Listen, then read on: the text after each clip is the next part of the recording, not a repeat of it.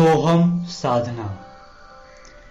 आत्मा के सूक्ष्म अंतराल में अपने आप के संबंध में पूर्ण ज्ञान मौजूद है।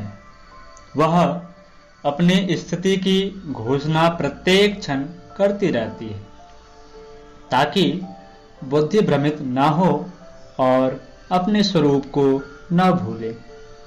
थोड़ा सा ध्यान देने पर आत्मा की इस घोषणा को हम स्पष्ट रूप से सुन सकते हैं।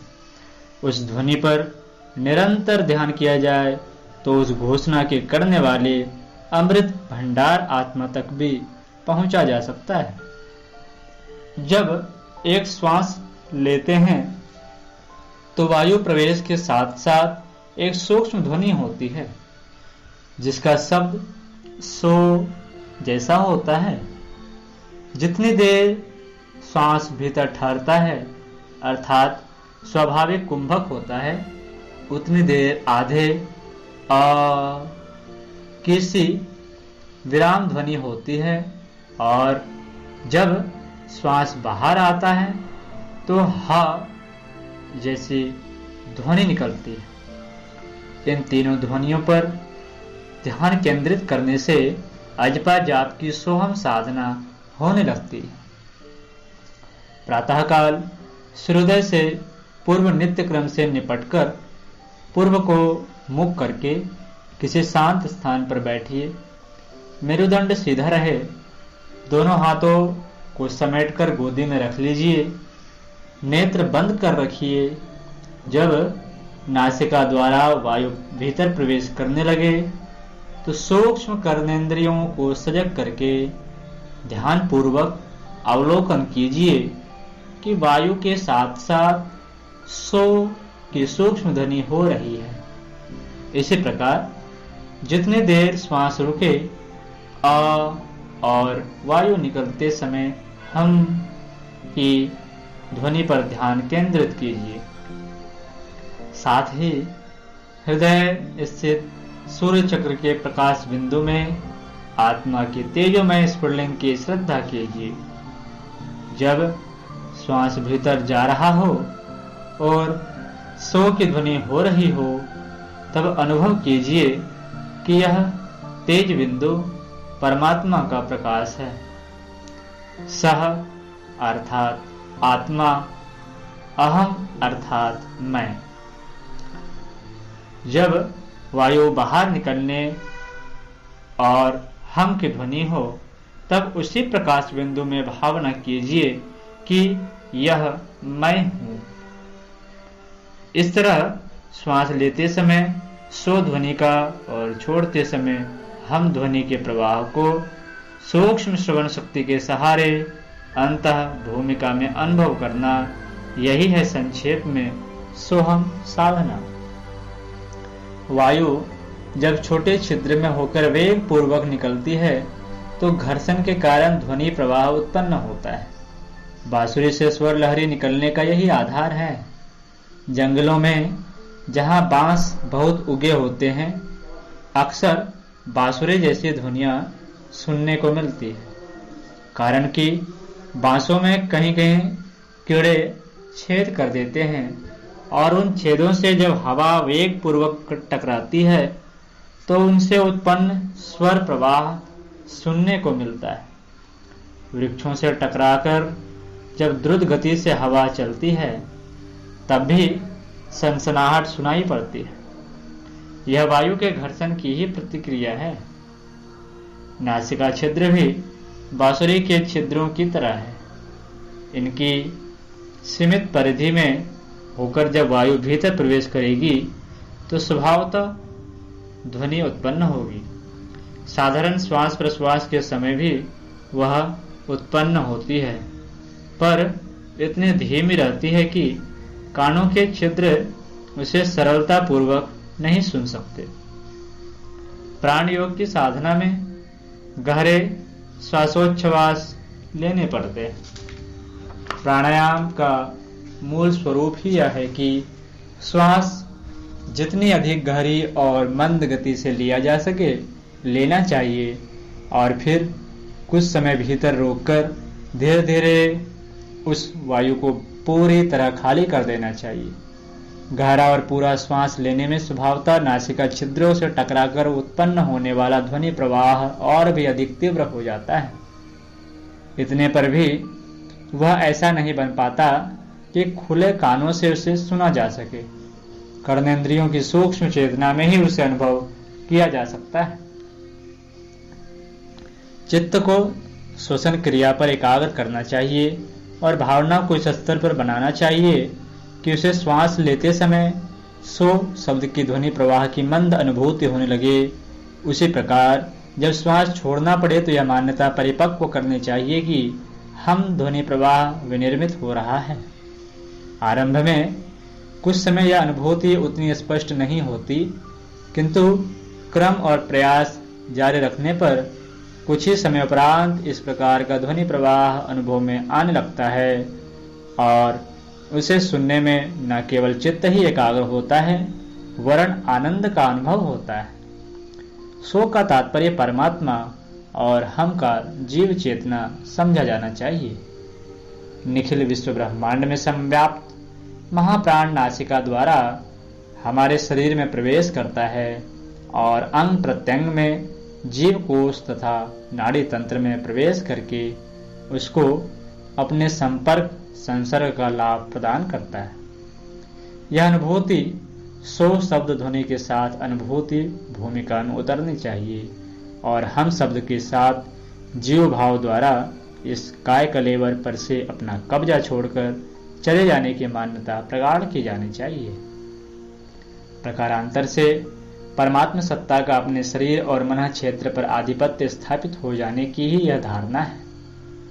जीव भाव अर्थात स्वार्थवादी संकीर्णता, काम, क्रोध, लोभ, मोह भरी मत्सरता अपने को शरीर या मन के रूप में अनुभव करते रहने वाली आत्मा की दिग्भ्रांत स्थिति का नाम ही जीव भूमिका है। इस भ्रम जंजाल भरे जीव भाव को हटा दिया जाए तो फिर अपना विशुद्ध अस्तित्व ईश्वर के अविनाशी अंश आत्मा के रूप में ही शेष रह जाता है। काय कलेवर के कण कण पर परमात्मा के शासन की स्थापना और जीव धारण की बेदखली, यही है सोहम साधना का तत्व ज्ञान। श्वास प्रश्वास क्रिया के माध्यम से जो सो और हम ध्वनि के सहारे इसी चेतना को जागृत किया जाता है कि अपना स्वरूप ही बदल रहा है। अब शरीर और मन पर से लोभ मोह का और वासना तृष्णा का आधिपत्य समाप्त हो रहा है और उसके स्थान पर उत्कृष्ट चिंतन एवं आदर्श कर्तृत्व के रूप में ब्रह्म सत्ता की स्थापना हो रही है। शासन परिवर्तन जैसी यह भाव भूमिका है जिसमें अनधिकारी अनाचारी शासन सत्ता का तख्ता उलटकर उस स्थान पर सत्य, न्याय और प्रेम के संविधान वाली धर्म सत्ता का राज्याभिषेक किया जाता है।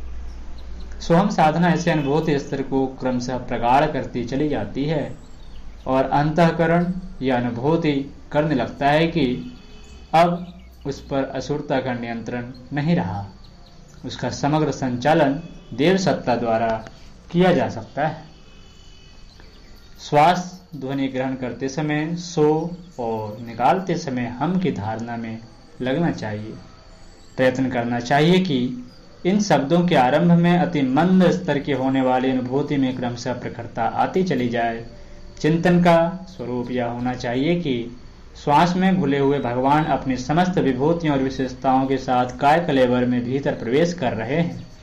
यह प्रवेश मात्र आवागमन नहीं है वरन प्रत्येक अवयव पर सघन आधिपत्य बन रहा है। एक एक करके शरीर के भीतरी प्रमुख अंगों के चित्र की कल्पना करनी चाहिए और अनुभव करना चाहिए कि उसमें भगवान की सत्ता चिरस्थायी रूप से समाविष्ट हो रही है। हृदय, फुफ्फुस, अमाशय, आंते, गुर्दे, जिगर व तिल्ली आदि में भगवान का प्रवेश हो गया। रक्त के साथ प्रत्येक नस नाड़ी और कोशिकाओं पर भगवान ने अपना शासन स्थापित कर दिया। बाह्य अंगों ने 5 कर्मेंद्रियों और 5 ज्ञानेंद्रियों ने भगवान के अनुशासन में रहना और उनका निर्देश पालन करना स्वीकार कर लिया। जीव वही बोलेगी जो ईश्वरीय प्रयोजनों की पूर्ति में सहायक हो। देखना, सुनना, बोलना वह चलना आदि इंद्रिय जन्य गतिविधियां दिव्य निर्देशों का ही अनुगमन करेंगी।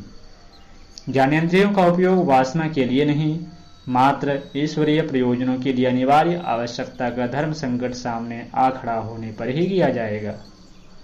हाथ पांव मानवोचित कर्तव्य पालन के अतिरिक्त ऐसा कुछ न करेंगे जो ईश्वरीय सत्ता को कलंकित करता हो। मस्तिष्क ऐसा कुछ न सोचेगा जिसे उच्च आदर्शों के प्रतिकूल ठहराया जा सके।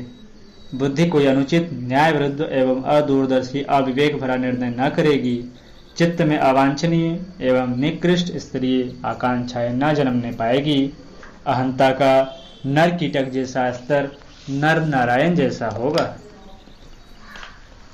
यही है वे भावनाएं जो शरीर और मन पर भगवान का शासन स्थापित होने के तथ्य को यथार्थ सिद्ध कर सकती है। यह सब उथली कल्पनाओं की तरह मनोविनोद भर नहीं रह जाना चाहिए, वरन उसकी आस्था इतनी प्रगाढ़ होनी चाहिए कि इस भाव परिवर्तन को क्रिया रूप में परिणत हुए बिना चैन ही न पड़े। सार्थकता उन्हीं विचारों की है जो क्रिया रूप में परिणत होने की प्रखरता से भरे हों। सोहम साधना के पूर्वार्ध में अपने काय कलेवर भर श्वसन क्रिया के साथ प्रविष्ट हुए महाप्राण का परब्रह्म की सत्ता स्थापना का इतना गहन चिंतन करना पड़ता है कि यह कल्पना स्तर की बात न रहकर एक व्यवहारिक यथार्थता के प्रत्यक्ष तथ्य के रूप में प्रस्तुत दृष्टिगोचर होने लगे। इस साधना का उत्तरार्ध पाप निष्कासन का है। शरीर में से अवांछनीय इंद्रियलिप्साओं का, आलस्य प्रमाद जैसी दुष्ट प्रवृत्तियों का, मन से लोभ मोह जैसी तृष्णाओं का तथा अंतःस्थल से जीव भावी अहंता का निराकरण हो रहा है। ऐसी भावना अत्यंत प्रगाढ़ होनी चाहिए। दुर्भावनाएं और दुष्कृतियां, निकृष्टताएं और दुष्टताएं और हीनताएं सभी निरस्त हो रही है, सभी पलायन कर रही हैं। यह तथ्य हर घड़ी सामने दिखना चाहिए। अनुपयुक्तताओं के निरस्त होने के उपरांत जो हल्कापन, जो संतोष, जो उल्लास स्वभावता होता है और निरंतर बना रहता है, उसी का प्रत्यक्ष अनुभव होना चाहिए। तभी यह कहा जा सकेगा कि सोहम साधना का उत्तरार्ध भी एक तथ्य बन गया। सोहम साधना के पूर्व भाग में श्वास लेते समय शोध होने के साथ जीव सत्ता पर उस परब्रह्म परमात्मा का शासन आधिपत्य स्थापित होने की स्वीकृति है।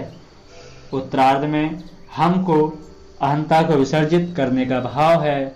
श्वास निकलने के साथ साथ अहम भाव का भी निष्कासन हुआ। अहंता ही लोभ और मोह की जननी है। शरीराभ्यास में जीव उसी की प्रबलता के कारण डूबता है। माया, ज्ञान, अंधकार, बंधन आदि की भ्रांतियां एवं विपत्तियां इस अहंता के कारण ही उत्पन्न होती है। इसे विसर्जित कर देने पर ही भगवान का अंतः क्षेत्र में प्रवेश व निवास करना संभव होता है। इस छोटे से मानवीय अंतःकरण में दो के निवास की गुंजाइश नहीं, पूरी तरह एक ही रह सकता है। दोनों रहे तो लड़ते झगड़ते रहते हैं और अंतर्द्वंद की खींचतान चलती रहती है। भगवान को बहिष्कृत करके पूरी तरह अहम मान्यता को प्रबल बना लिया जाए तो मनुष्य दुष्ट, दुर्बुद्धि, क्रूर कर्मा और असुर बनता है।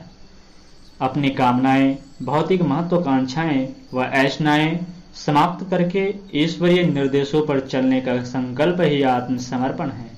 यही शरणागति है, यही ब्राह्म्य स्थिति है। इसके प्राप्त होते ही मनुष्य में देवत्व का उदय होता है। तब ईश्वरीय अनुभूतियां चिंतन में उत्कृष्टता और व्यवहार में आदर्शवादिता भर देती है।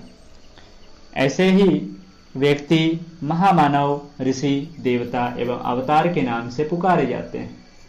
सो में भगवान का शासन आत्मसत्ता पर स्थापित करने और अहम में अहंता का विसर्जन करने का भाव है।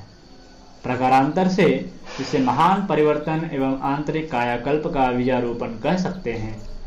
सोहम साधना का यही है भावनात्मक एवं व्यवहारिक स्वरूप। सोहम साधना में अ की विराम भावना परिवर्तन के अवकाश का प्रतीक है। आरंभ में उस हृदय चक्र स्थित बिंदु में सोहम ध्वनि के समय ब्रह्म माना गया है और पीछे उसी की है हम धारणा में जीव भावना हो जाती है। बस भाव परिवर्तन के लिए अ का अवकाश काल रखा गया है। इसी प्रकार जब हम समाप्त हो जाए, वायु बाहर निकल जाए और नई वायु प्रवेश करे, उस समय भी दीन भाव हटाकर उस तेज बिंदु में ब्रह्म भाव बदलने का अवकाश मिल जाता है। ये दोनों ही अवकाश अ के समान हैं। इनकी ध्वनि सुनाई नहीं देती। शब्द तो सो हम का ही होता है। सो ब्रह्म का ही प्रतिबिंब है। अ प्रकृति का प्रतिनिधि है। हम जीव का प्रतीक है। ब्रह्म प्रकृति और जीव का सम्मिलन इस अजपा जाप में होता है। सो हम साधना में तीनों महाकारण एकत्र हो जाते हैं, जिनके कारण आत्मा जागरण का स्वर्ण सुयोग एक साथ ही उपलब्ध होने लगता है। सोहम साधना की उन्नति जैसे जैसे होती जाती है, विज्ञान में कोश का परिष्कार होता जाता है, आत्मज्ञान बढ़ता है और धीरे धीरे आत्म साक्षात्कार की स्थिति निकट आती चलती है। आगे चलकर श्वास पर ध्यान जमाना छूट जाता है और मात्र हृदय स्थित सूर्य चक्र में विशुद्ध ब्रह्म तेज के ही दर्शन होते हैं। उस समय समाधि की सी अवस्था हो जाती है। हंस योग की परिपक्वता से साधक ब्राह्मी स्थिति कार्यकारी हो जाता है। स्वामी विवेकानंद ने विज्ञान में कोश की साधना के लिए आत्मानुभूति की विधि बताई है। उनके अमेरिकन शिष्य रामाचरक ने इस विधि को मेंटल डेवलपमेंट नामक पुस्तक में विस्तार पूर्वक लिखा है। ओम शांति शांति शांति।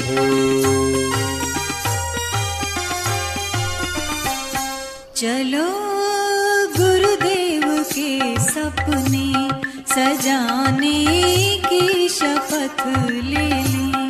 चलो गुरुदेव के सपने सजाने